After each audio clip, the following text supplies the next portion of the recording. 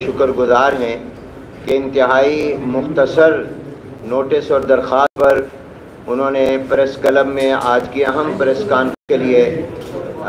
وقت عنایت فرمایا، اور آپ حضرات مصروفیات کے باوجود یہاں تشریف لائے۔ اللہ تعالیٰ آپ کو اس کی بہترین جزا عطا فرمائے۔ اتحاد تنظیمات مدارس پاکستان کے مرکزی قائدین ابھی آپ سے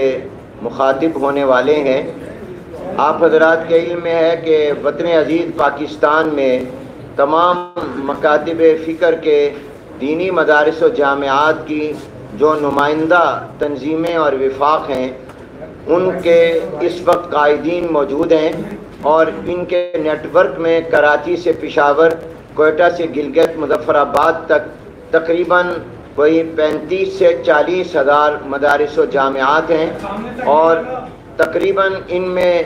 کوئی 3 سے 4 ملین طلباء اور طالبات زیر تعلیم ہیں۔ اس اتحاد تنظیمات مدارس پاکستان کے صدر حضرت مولانا مفتی محمد تقی عثمانی صاحب دامت برکاتہم العالیہ ہیں، جو کہ وفاق المدارس العربیہ پاکستان کے صدر بھی ہیں،